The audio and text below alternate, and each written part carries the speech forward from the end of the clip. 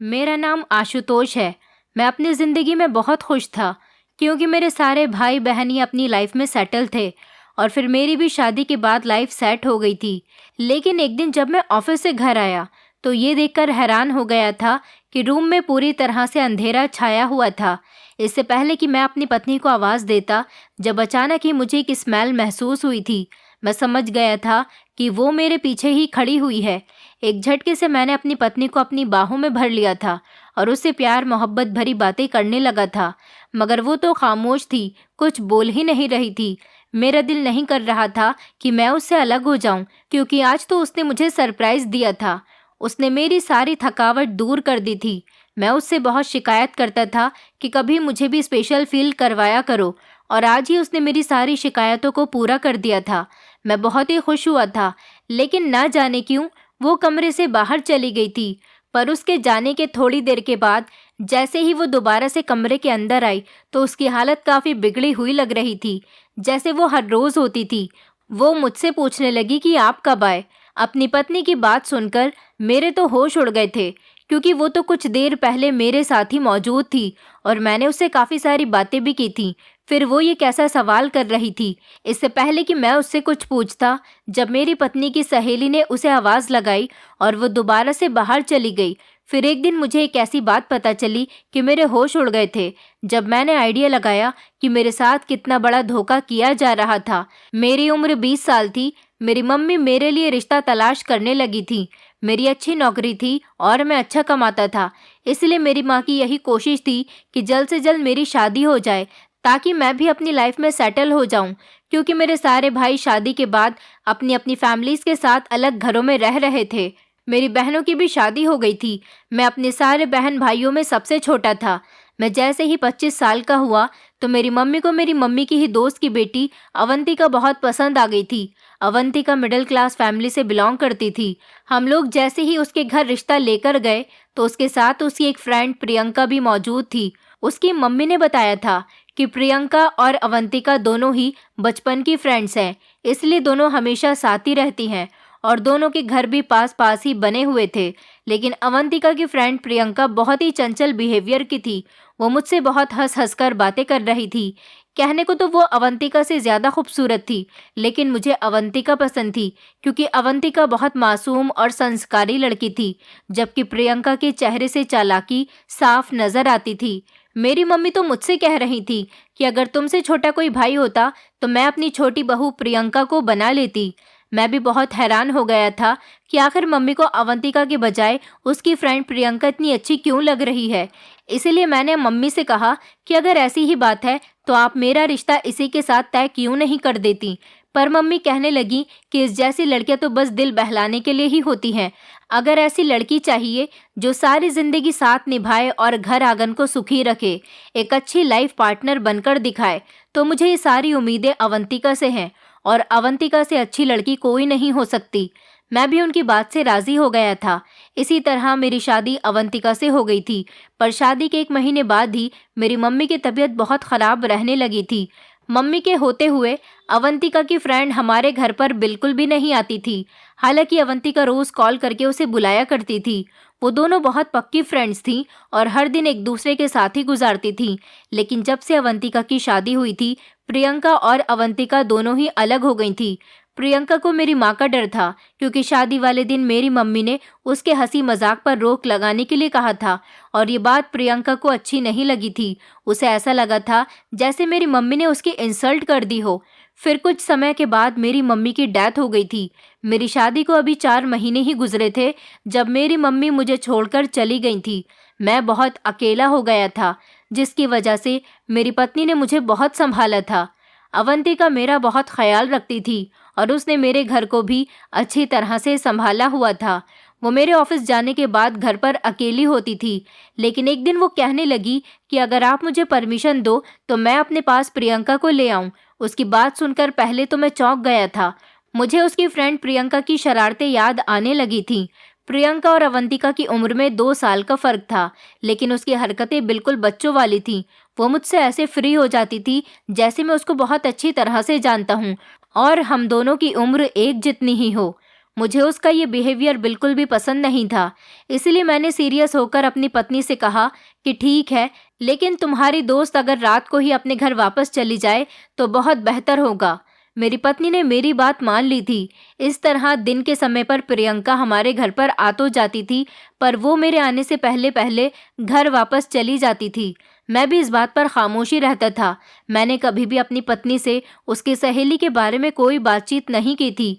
पर एक दिन अवंतिका कहने लगी कि प्रियंका के माता पिता नहीं हैं, उसकी जिम्मेदारी मेरी माँ पर ही है और हम लोग उसकी शादी करना चाहते हैं। अगर आपकी नज़र में उसके लिए कोई परफेक्ट रिश्ता हो तो मुझे ज़रूर बताना। मैंने भी यही सोचा कि अच्छी बात है, उसकी फ्रेंड की जितनी जल्दी शादी होगी तो वो अपने घर में खुश हो जाएगी और सेट भी हो जाएगी। उसका ध्यान इधर उधर की बातों पर नहीं जाएगा। लेकिन मैंने उसके लिए बहुत सारे रिश्ते तलाश किए थे, पर कोई ऐसा रिश्ता था ही नहीं जो मेरी पत्नी या फिर प्रियंका के भाई को पसंद आता। फिर दिन इसी तरह से गुजरने लगे थे। जब मेरी पत्नी ने ये गुड न्यूज़ सुनाई कि वो प्रेग्नेंट है, मैं बहुत खुश हो गया था, क्योंकि धीरे धीरे करते हुए मेरी शादी को 1 साल हो गया था और अभी तक हम दोनों इस गुड न्यूज़ का इंतज़ार कर रहे थे। अब वो एक किरण हमें नज़र आ गई थी। मेरी पत्नी की हालत काफ़ी सीरियस हो गई थी, क्योंकि वो अकेली थी और घर के सारे काम खुद ही किया करती थी। डॉक्टर ने उसे प्रॉपर बेड रेस्ट के बारे में बताया था, क्योंकि उसको बहुत ज़्यादा कमज़ोरी आ गई थी। वो तो अब मेरा खाना भी नहीं बनाती थी। मैं जब भी ऑफिस से आता तो बहुत थका हुआ होता था। कभी तो मार्केट से खाना ले आता था और कभी खुद ही किचन में जाकर खाना बना लिया करता था। मैं अपनी पत्नी को कोई भी काम करने नहीं देता था। इस सब से तंग आकर मेरी पत्नी ने मुझसे कहा कि अगर आप मुझे परमिशन दो तो मैं कुछ दिनों के लिए अपने पास प्रियंका को रख लेती हूँ। मैं पहले तो खामोश हो गया, लेकिन फिर सोचने लगा कि अगर प्रियंका हमारे घर आ जाएगी तो कम से कम इस चीज़ की तो परेशानी ख़त्म हो जाएगी और खाने को भी कुछ मिल जाएगा। ये सोचकर मैंने उसे कह दिया कि चलो ठीक है, तुम उसे बुला लेना। लेकिन मैं परेशान हो गया था कि उसकी दोस्त का खर्चा भी अब मुझे ही उठाना पड़ेगा। कहने को तो उसका एक भाई भी था, लेकिन वो अपनी बहन पर ज़्यादा ध्यान नहीं देता था। उसके माँ बाप उसे इस दुनिया में छोड़कर चले गए थे। वो ज़्यादातर अवंतिका के घर पर ही रहती थी। यहाँ आकर उसके खर्चे मेरे ऊपर ही पड़ने थे, लेकिन वो मेरी पत्नी का ख्याल रखती, बस यही मेरे लिए काफ़ी था। अब जैसे ही मैं घर में पहुंचा तो घर का शोर शराबा देखकर मैं समझ गया था कि मेरी पत्नी की सहेली आ गई है। जैसे ही मैं घर में गया तो वो मेरे पास आकर बैठ गई। उसने मुझे एक गुड इवनिंग कहा और अजीब अजीब तरह के सवाल करने लगी।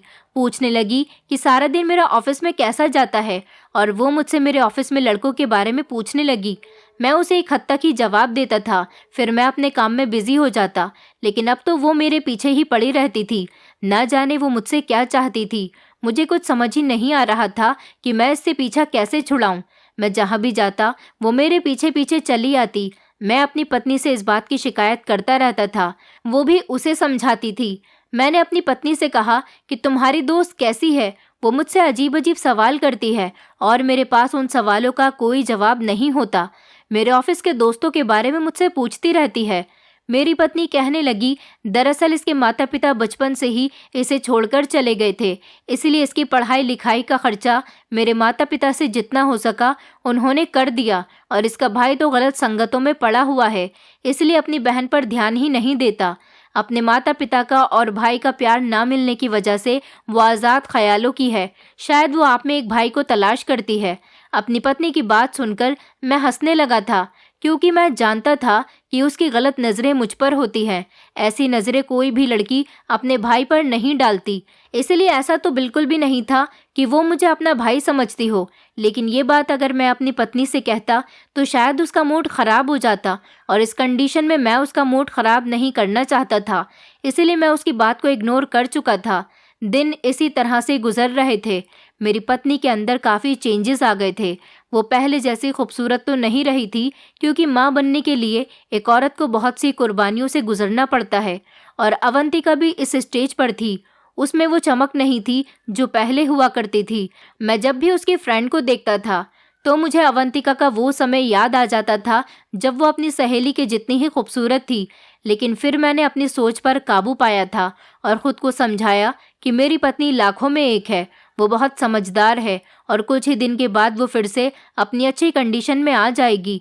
वो मुझे फिर से इतनी ही अच्छी लगेगी जितनी कि पहले थी। इसी वजह से मैंने फैसला कर लिया था कि मुझे इंतज़ार करना पड़े तो मैं इंतज़ार कर लूँगा, लेकिन मैं अपने आप को बिल्कुल भी बहकने नहीं दूँगा। ऐसे ही दिन गुजर रहे थे। अब जब मैं ऑफिस से घर वापस आता तो प्रियंका ने मेरे लिए खाना बनाया हुआ होता था, लेकिन मैं जैसे ही खाना खाने के लिए बैठता तो प्रियंका भी मेरे पास आकर बैठ जाती थी और कहती थी कि जीजू, आपने बताया नहीं कि आपको खाना कैसा लगा। उसकी बात पर मैं खामोश रह जाता था।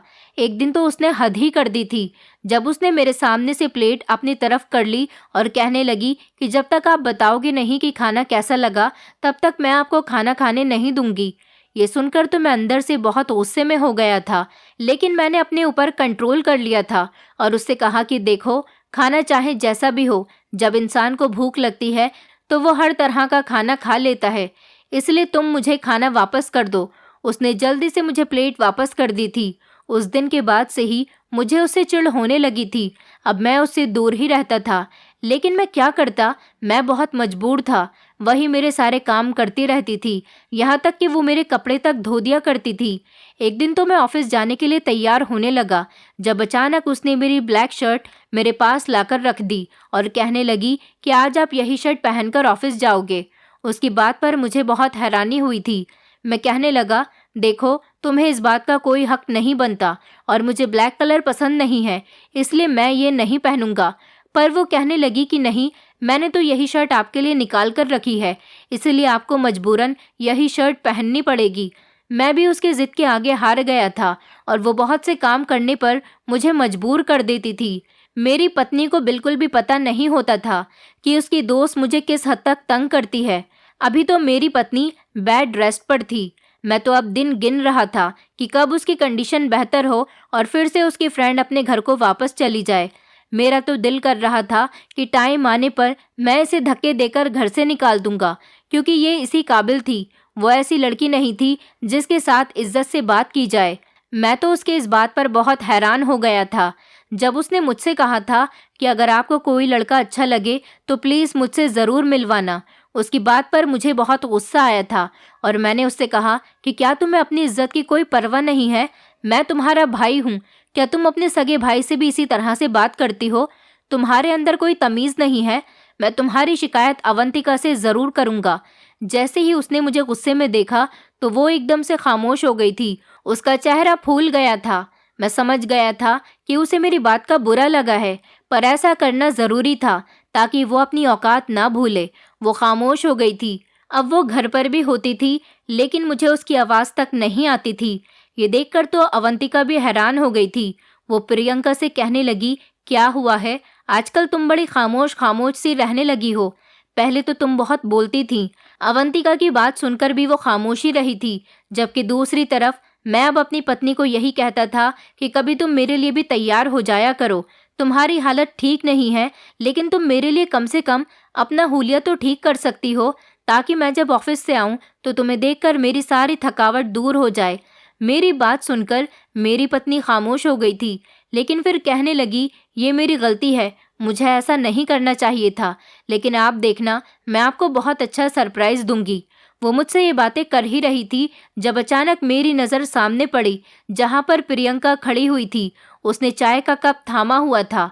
मुझे बहुत गुस्सा आया था कि उसने हम दोनों की पर्सनल बातें सुन ली थीं। उसको ये हक नहीं बनता था, पर अवंतिका को देखकर मैं खामोश रहा। मैंने उससे कुछ नहीं कहा था। वो अंदर आई और उसने चाय का कप टेबल पर रख दिया था और फिर वो वापस चली गई। इसके अगले दिन जैसे ही मैं ऑफिस से घर आया था तो मेरे कमरे में अंधेरा छाया हुआ था। मुझे कुछ भी नज़र नहीं आ रहा था। जब अगले ही पल मुझे अजीब सी स्मेल आई, मैं समझ गया था कि ये तो इस परफ्यूम की स्मेल है जो मैंने अपनी पत्नी को गिफ्ट किया था। मैंने जल्दी से अपनी पत्नी को बाहों में भर लिया और उससे प्यार मोहब्बत भरी बातें करने लगा। मेरा तो खुशी का कोई ठिकाना ही नहीं था कि मेरी पत्नी ने इतनी जल्दी मेरी बात मान ली है। मैंने उससे कहा कि मुझे नहीं पता था कि तुम इतनी जल्दी मुझे सरप्राइज दे दोगी, पर वो शर्माने की वजह से कुछ बोली नहीं रही थी। इससे पहले कि मैं उससे कुछ कहता, वो फौरन ही कमरे से बाहर निकल गई। मैं हैरान हो गया था कि वो शर्माकर बाहर क्यों चली गई। मैंने उसके जाने के बाद लाइट ऑन की। जैसे ही मैं पीछे पलटा तो ये देखकर हैरान रह गया कि मेरी पत्नी कमरे में आई थी और उसकी हालत तो बहुत ज़्यादा ख़राब हो रही थी। वो बिल्कुल बिगड़ी हुई हालत में थी, जैसे कि रोज़ होती थी। मुझसे कहने लगी कि क्या हुआ है, आप कब आए? मैंने दिल में सोचा कि ये किस तरह का सवाल कर रही है। तभी अचानक प्रियंका की आवाज़ आ गई। वो मेरी पत्नी को बुला रही थी। मेरी पत्नी दोबारा वापस चली गई और मुझे उससे बात करने का कोई मौका ही नहीं मिला। उस दिन के बाद से ही मेरी पत्नी मुझसे दूर दूर रहने लगी थी। पता नहीं उसको क्या हो गया था। कभी तो मुझे ऐसा लगता था शायद मेरी ही गलती हो जो मैंने उसे अपने करीब किया, लेकिन ये तो मेरा हक था। मैंने फैसला कर लिया था कि मैं उससे पूछकर ही रहूँगा कि वो मुझसे नाराज़ क्यों है। उस रात को मैंने अपनी पत्नी से कहा कि हमारे यहाँ नन्हा बच्चा आने वाला है, लेकिन तुम्हारा मूड मुझसे उखड़ा उखड़ा हुआ है। आखिर ऐसी भी क्या वजह हो गई है? तो वो कहने लगी कि मैं नहीं जानती थी कि मैं इतनी जल्दी आपके दिल से उतर जाऊंगी और कोई दूसरी लड़की आपके दिल में बस जाएगी। लेकिन मुझे ये जानकर बहुत हैरानी हुई कि आखिर मुझ में ऐसी क्या कमी थी। अपनी पत्नी की बात सुनकर मैं शॉक्ड रह गया था। मैंने उससे कहा कि तुम ये कैसी बातें कर रही हो? मैंने आज तक किसी लड़की को आंख उठाकर तक नहीं देखा और तुम इस तरह की बातें कर रही हो। आखिर मेरी गलती क्या है? पर मेरी ये बात जानकर वो जल्दी से दूसरी तरफ को हो गई थी और करवट लेकर सो गई थी। उसने मेरी किसी भी बात का जवाब नहीं दिया था। फिर मैंने भी सोचा कि मुझे उसे तंग नहीं करना चाहिए, क्योंकि उसकी कंडीशन ठीक नहीं है। 2 दिन बाद उसे अस्पताल भी लेकर जाना है। यही सोचकर मैंने इस टॉपिक को ख़त्म कर दिया था और इस पर कोई बात ना करने का फैसला कर लिया था। अगले दिन मेरी नज़र जैसे ही प्रियंका पर गई तो वो इसी तरह से खामोश होकर अपना काम कर रही थी। कभी कभी तो मुझे ऐसा लगता था जैसे ये सब प्रियंका का ही किया धरा है। शायद वही मेरी पत्नी को मेरे खिलाफ कर रही थी, लेकिन वो ऐसी बिल्कुल भी नहीं थी कि अपनी ही बेस्ट फ्रेंड का घर खराब करती। अब मुझे बहुत परेशानी हो रही थी, लेकिन इस परेशानी के साथ साथ भगवान ने हमें एक प्यारी सी बेटी भी दी थी। ये खुशखबरी जैसे ही मैंने सुनी, मैं तो बहुत खुश हो गया था। मुझे अपनी पत्नी से बहुत प्यार होने लगा था। इस खुशी से तो मेरी पत्नी भी नाराज़गी भूल गई थी और मेरे साथ फिर से बिल्कुल ठीक हो गई थी। हम दोनों बहुत खुश थे। इसी खुशी में जब मैं ऑफिस गया और शाम को जल्दी घर वापस आ गया था, लेकिन मैं जैसे ही घर पर आया तो घर का माहौल ही बदल गया था। मेरी पत्नी मेरे सामने खड़ी हो गई थी और मुझे गुस्से से घूर रही थी, जबकि प्रियंका रोती हुई उसके पास खड़ी हुई थी। मैं उससे कहने लगा कि प्रियंका को क्या हुआ, बताओ तो सही। मेरी पत्नी बोली कि मुझे उम्मीद नहीं थी कि आप ऐसी हरकत करोगे। उसकी ये बात सुनकर मैं हैरान हो गया था। मैं गुस्से से कहने लगा कि तुम कैसी बातें कर रही हो अवंतिका? अचानक तुम्हें क्या हो गया है? अभी मैंने इतना ही कहा था कि अचानक मेरी पत्नी ने मुझ पर हाथ उठा लिया। उसने मेरे गाल पर थप्पड़ मार दिया था। ये देखकर मैं हैरान हो गया था, लेकिन इसके साथ ही उसने प्रियंका का हाथ पकड़ा और घर से चली गई थी। मैं हैरानी से उसे देख रहा था। मैं यही सोच रहा था कि क्या मेरी पत्नी को मुझ पर इतना भी भरोसा नहीं, और ऐसा भी उसने क्या देख लिया कि वो ये सब करने पर तुली हुई है। मैं परेशान हो गया था और सोच सोच कर मुझे डर लगने लगा था। मैं इस घर में अकेला रह गया था। मुझे प्रियंका से नफरत होने लगी थी कि ये सब उसी की वजह से हो रहा है। वो मुझसे चिपकती रहती थी। वो ही नहीं चाहती थी कि मैं उसकी फ्रेंड के साथ खुश रहूं, क्योंकि वो मुझ पर डोरे डालती थी। अब मुझे यही लग रहा था कि उसने ही अवंतिका के कान भरे होंगे और मेरे खिलाफ उसे किया होगा। मैं उस रात बदले की आग में जलने लगा था, लेकिन मैं चाहता था कि ये मामला किसी न किसी तरीके से निपट जाए। अचानक ही मुझे एक दिन अवंतिका की कॉल आई और उसने मुझसे डिवोर्स की मांग की। ये सुनकर तो मेरे होश उड़ गए। मैं अपनी बेटी को कभी भी खोना नहीं चाहता था, लेकिन इसके अलावा मेरे पास और कोई चारा भी नहीं था, क्योंकि अवंतिका मेरी बात सुनने को तैयार ही नहीं थी और उसने ठान लिया था कि वो मुझसे डाइवोर्स लेकर ही रहेगी। मैंने उसे समझाने की कोशिश की और कहा कि एक बार बैठकर बात कर लेते हैं। तुम आखिर बताओ, तुम्हें मेरी किस बात से परेशानी है? जब अवंतिका कहने लगी कि तुम अच्छे पिता नहीं बन सकते क्योंकि तुम अच्छे आदमी नहीं हो, इसीलिए मैं नहीं चाहती कि आगे आने वाली जिंदगी में मेरी बेटी पर कोई बुरा असर पड़े, इसलिए मैं तुमसे अलग होना चाहती हूँ। ये सुनकर मैं परेशान हो गया, लेकिन मैं एक मर्द था, मेरे अंदर ईगो भी था, इसलिए मैंने उसे डिवोर्स दे दिया था। अब मुझे कोई फर्क नहीं पड़ता था। मैं अपनी लाइफ में बिजी हो गया था, जबकि अंदर ही अंदर मैं बदले की आग में जल रहा था। मेरा दिल करता था कि मैं अपनी बेटी से जाकर मिलूं, इसलिए अब मैं अवंतिका के पास चला जाता था। लेकिन सिर्फ एक हद तक ही जाता था। जब एक दिन अवंतिका कहने लगी कि काश आपने वो सब नहीं किया होता तो आज हमारे बीच ये दूरी नहीं होती, मैं अभी तक आपकी ही पत्नी होती। उसकी बात सुनकर मैं उससे कहने लगा कि ये तुम कैसी बातें कर रही हो, मैंने कब तुम्हारे साथ कुछ गलत किया है। वो कहने लगी, मैं आपको सबूत भी दिखा सकती हूँ और आप उसको देखकर हैरान हो जाओगे कि आपने एक मासूम लड़की के साथ जबरदस्ती की है। ये इल्ज़ाम सुनते ही मेरे पैरों तले से ज़मीन निकल गई थी। इतना घिनौना इल्ज़ाम वो मुझ पर लगा रही थी। मैंने उससे कहा, ठीक है, मुझे वो सबूत तो दिखाओ। जब अवंतिका ने मुझे मोबाइल में वो रिकॉर्डिंग दिखाई, जिसे देखकर मैं हैरान रह गया। मुझे तो अपनी आंखों पर विश्वास ही नहीं हो रहा था कि मैं ये क्या देख रहा हूँ। मैं तो उसी समय अपनी पत्नी के साथ मौजूद था। मैंने अवंतिका से कहा, तुम वो बात भूल गई जब तुम मुझे सरप्राइज देने के लिए कमरे में आई थी और तुमने लाइट्स ऑफ कर दी थी। ये तो उसी समय की वीडियो है, तो इसे क्यों बीच में ला रही हो? अवंतिका कहने लगी, देखो, तुम मेरी फ्रेंड के साथ जबरदस्ती कर रहे हो। तुमने उसका फायदा उठाया है। वो कमरे में पानी रखने के लिए गई थी, लेकिन कमरे से बाहर आने के बाद उसने रोते रोते मुझे बताया कि आपने उसके साथ अच्छा नहीं किया।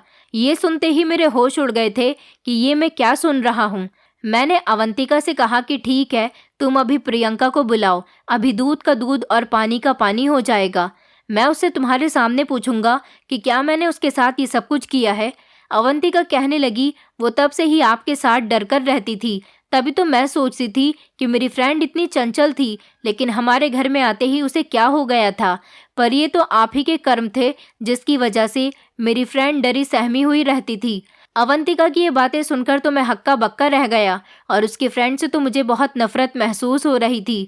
मैंने कहा, ठीक है, अब तुम अपने रास्ते जाओ और मैं अपने रास्ते। अब मुझे कोई परवाह नहीं है। मैं अपने घर वापस आ गया था। मुझे तो अवंतिका से भी अब नफरत हो रही थी कि उसने हमारे रिश्ते पर भरोसा नहीं किया और डाइवोर्स लेने का फैसला कर लिया। उसने अपने पति पर भरोसा नहीं किया और अपनी इस चालाक सहेली पर भरोसा कर बैठी। वो एक दलदल में फंस गई थी, लेकिन मैं भी नहीं चाहता था कि मैं एक अंधे को रास्ता दिखाऊं, इसलिए मैंने कोई मेहनत नहीं की। इसी तरह से 3 साल गुजर गए थे और मेरा प्रमोशन हो गया था। पर मैं कहाँ जानता था कि मेरा सामना दोबारा से अपने गुजरे हुए वक्त से हो जाएगा। एक दिन मैं अपने ऑफिस में बैठा हुआ था और नए लोगों को काम दे रहा था। अचानक मेरे सामने अवंतिका की फ्रेंड प्रियंका आ गई। उसे देखकर मुझे बहुत गुस्सा आया था, लेकिन मैंने खुद पर कंट्रोल किया और सोचा कि ये मौका बहुत अच्छा है। अब मैं इससे ऐसा बदला लूंगा कि ये सारी जिंदगी याद रखेगी। मैं उसे देखकर मुस्कुराने लगा था, पर वो हैरान हो गई और कहने लगी, आपने मुझे पहचाना नहीं? मैं अवंतिका की फ्रेंड प्रियंका हूँ। मैंने उससे कहा, हाँ, मैं तुम्हें जानता हूँ, बट तुम यहाँ पर क्यों आई हो? वो कहने लगी, मुझे जॉब चाहिए। मैंने उसका इंटरव्यू लेना शुरू कर दिया। प्रियंका कहने लगी, मैं जानती हूँ आप मुझे जॉब नहीं दोगे क्योंकि आपको लगता है कि मैंने वो सब कुछ प्लान किया था, लेकिन ऐसा कुछ भी नहीं था। उसकी ये फालतू बातें सुनकर मेरा दिमाग चकराने लगा था, क्योंकि मैं जानता था कि वो मुझे अपनी बातों में लेने की कोशिश कर रही है। लेकिन मैंने उससे कहा कि ऐसी कोई बात नहीं है। अगर तुम अच्छा इंटरव्यू दोगी तो मैं तुम्हें जॉब पर रख लूँगा। मेरी बात सुनकर वह हैरान रह गई। उसने मुझे इंटरव्यू दिया और फिर मैंने उससे कह दिया कि कल से तुम ऑफिस ज्वाइन कर सकती हो। वो खुश हो गई थी, लेकिन अचानक ही मैंने उसे रोक लिया और उसे अपने पास बुलाया। वो हैरान हो गई थी। वो धीरे धीरे चलती हुई मेरे करीब आई तो मैंने उसे और करीब बुलाया। ये सुनकर तो उसके होश उड़ गए थे, लेकिन वो उसी जगह पर रुक गई थी। जब मैंने उससे कहा कि क्या तुम जॉब नहीं चाहती, उसकी आंखों में एक चमक आ गई थी। फिर वो मेरे करीब आ गई। मैंने उससे कहा कि ये सब तुम अवंतिका से बिल्कुल भी मत कहना, वरना मैं तुम्हें जॉब नहीं दूंगा। उससे कह देना कि तुम्हें कहीं और जॉब मिली है। वो इस बात पर एग्री हो गई और फिर भागकर बाहर चली गई। मैंने सोच लिया था कि अब मैं इसको इतनी बड़ी सज़ा देने वाला हूँ जिसके बारे में वो सोच भी नहीं सकती। अगले दिन वो ऑफिस में आ गई थी। मैं उसे बहाने से अपने पास बुला लेता था, उससे कॉफ़ी बनवाता तो कभी उसे कोई काम दे देता, लेकिन मेरी यही कोशिश थी कि मैं उसे मुश्किल से मुश्किल काम दूं। वो लड़की वैसे तो दिमाग की बहुत तेज थी, काम करते हुए कोई गलती ही नहीं करती थी जिस पर मैं उसे डांटता। एक दिन मैंने उससे कहा कि तुम्हें मेरे साथ चलना है क्योंकि मेरी एक बहुत इंपॉर्टेंट मीटिंग है। हम दूसरे शहर जाएंगे। ये खबर सुनते ही वो परेशान हो गई और कहने लगी, सर, मैं ये काम नहीं कर सकती, मुझे इस चीज़ की परमिशन नहीं है। मैंने उससे कहा, ठीक है, फिर तुम ये जॉब क्यों कर रही हो? कल से तुम ऑफिस मत आना। वो परेशान हो गई, लेकिन लास्ट में उसे मानना ही पड़ा। मैं जानता था कि वो मेरी बात ज़रूर मानेगी। मैं उसे लेकर दूसरे शहर चला गया। मैंने जैसे ही मीटिंग पूरी की, उसे एक कमरे में भेज दिया और कुछ देर बाद मैं भी उस रूम में चला गया। वो काफ़ी परेशान हो रही थी और समझ गई थी कि उसके साथ अब कुछ गलत होने वाला है। मैं उसके करीब बढ़ने लगा। फिर अचानक मैंने उससे कहा, देखो प्रियंका, तुम्हें घबराने की कोई ज़रूरत नहीं है। मैं तुम्हारे सामने हूँ। मैं तुम्हारा बॉस नहीं हूँ, मैं तो तुम्हारा जीजू भी हूँ। और तुम ही तो पहले हमेशा मेरे आसपास मंडराती रहती थी और मुझसे अजीब अजीब सवाल करती थी। अब तुम्हें क्या हुआ है? तुम वही प्रियंका हो ना? मेरी बात सुनकर वो मुस्कुराने लगी। मैंने उससे कहा, मैं जानता था कि तुम मुझे पसंद करने लगी हो। ये सुनकर तो वो बिल्कुल बौखला ही गई। वो घबराते हुए कहने लगी, ऐसी बात नहीं है। मैंने मुस्कुराकर उससे कहा, तुम्हें मुझसे घबराने की ज़रूरत नहीं है। मेरा तुम्हारी सहेली के साथ अब कोई रिश्ता नहीं है और अब मैं भी यही चाहता हूँ कि हम दोनों एक दूसरे से शादी कर लें। ये सुनते ही वो चौंक कर मुझे देखने लगी और कहने लगी, मैं ये सब नहीं कर सकती। देखो, मुझे पैसों की ज़रूरत है। मैं आपको क्या बताऊँ कि मैं कितनी मजबूर हूँ। प्लीज़ बस मेरी मदद कर दो। इसके अलावा मुझे कुछ भी नहीं चाहिए। मुझे जॉब ज़रूर करनी है। मैंने उससे कहा, देखो, अगर तुमने मुझसे शादी नहीं की तो मैं तुम्हें जॉब से निकाल दूंगा। वो मेरी बात से परेशान तो हो गई थी, लेकिन उसके पास कोई चारा नहीं था, क्योंकि उसके सारे डॉक्यूमेंट्स मेरे पास थे और वो जानती थी कि मैं उसके डॉक्यूमेंट्स नहीं दूंगा। इसलिए वो मजबूर होकर कहने लगी कि ठीक है, मैं आपसे शादी कर लूँगी, लेकिन प्लीज़ इस बारे में मेरे भैया, अवंतिका और उसकी फैमिली को कुछ पता नहीं चलना चाहिए। इस तरह मैंने प्रियंका को अपनी बातों में बहला फुसलाकर उसके साथ शादी तो कर ली, लेकिन मैंने उससे शादी करने के बाद कभी उसे वो इज्जत और मान सम्मान नहीं दिया था जो एक पत्नी का होता है, क्योंकि मेरा उससे शादी का मकसद तो कुछ और ही था। वो मेरे आसपास रहती थी और बहाने बहाने से मेरे पास आती थी, लेकिन मैं उसके इंसल्ट करके उसे बाहर भेज दिया करता था और उसे ज़्यादा मुंह नहीं लगाता था। एक दिन मैं कामयाब हो गया था और मैंने सोच लिया था कि अब वो समय आ गया है जब मुझे अपने काम को अंजाम देना चाहिए। फिर मैंने प्रियंका को अपने ऑफिस बुलाया। वो हैरान हो गई थी, क्योंकि पहली बार मैंने उसे शादी के बाद अपने पास बुलाया था। वो कहने लगी, सर, क्या हुआ है आपको? कुछ चाहिए था क्या? मैं उसकी तरफ देखने लगा। जब मैं होश में आया और उससे कहने लगा कि हाँ, आज तुम मेरे साथ मेरे घर चलो। ये सुनकर तो उसकी सांसें ही रुक गई थी। उसके चेहरे पर पसीना साफ नजर आ रहा था। वो कहने लगी, सर देखिए प्लीज़, मैं ये सब कुछ नहीं कर सकती। मैंने उससे कहा, पहले तो तुम मुझे सर कहना बंद करो, मुझे आशुतोष कहकर पुकारा करो। मैं तुम्हारा पति हूँ और मैं तुम्हें अपने घर बुला रहा हूँ। मेरा तुम पर पूरा हक है, इसलिए मैं तुम्हें अपने साथ ले जाना चाहता हूँ। वो कहने लगी, आशुतोष, मुझे बचपन से ही अवंतिका के मम्मी पापा ने पाला है। मैं उन लोगों को क्या जवाब दूंगी? मैं रात के समय घर से बाहर नहीं रही हूँ। मैंने गुस्से से कहा, ये तुम्हारा अपना मैटर है।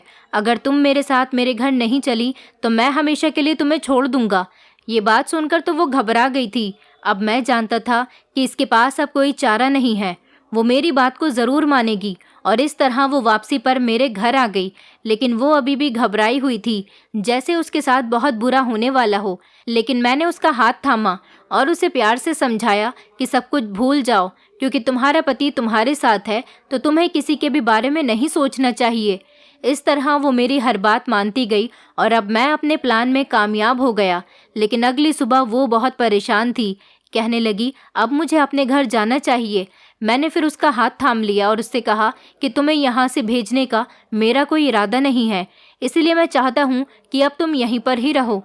वो कहने लगी कि नहीं, मुझे घर जाना है। जब मैंने उसे डाइवोर्स की धमकी दी तो उसके होश उड़ गए थे। उसका शरीर कांपने लगा था। मैं यही तो चाहता था कि उसको ऐसा झटका दूंगा वो सारी जिंदगी याद रखेगी। वो खामोश हो गई थी और अब मेरे साथ ही रहती थी। लेकिन अब मुझे उस पल का इंतज़ार था और एक दिन वो पल भी आ ही गया था। अचानक ही प्रियंका को चक्कर आ गए थे, जिसकी वजह से वो बेहोश होकर गिर गई थी। ये सब देखकर मैं मुस्कुराने लगा था, क्योंकि मैं अपने प्लान में कामयाब होने लगा था। डॉक्टर ने मुझे गुड न्यूज़ सुनाई थी कि आप पिता बनने वाले हो। जैसे ही मैंने प्रियंका को ये खबर सुनाई तो उसके होश उड़ गए थे।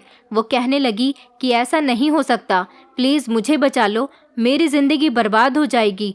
मैंने उसका हाथ पकड़ा और उससे कहा कि देखो, मैं तुम्हारे साथ हूँ, तुम्हें घबराने की कोई ज़रूरत नहीं है। वो अब बिल्कुल ठीक थी, लेकिन कुछ ही दिनों बाद मैंने उसे डिवोर्स के पेपर तैयार करवा कर दे दिए थे, जिन्हें देखकर उसके होश उड़ गए थे और उसे अपनी आंखों पर विश्वास नहीं आ रहा था। मैंने उसे डिवोर्स दे दी थी। वो पेपर लेकर बहुत रो रही थी। मैंने उसे बताया था कि आज से तुम आज़ाद हो और तुम अपने घर जा सकती हो। वो कहने लगी कि आप ये कैसी बातें कर रहे हो, मैं आपके बच्चे की माँ बनने वाली हूँ। इसका मतलब क्या है? आप मुझे ऐसे नहीं छोड़ सकते।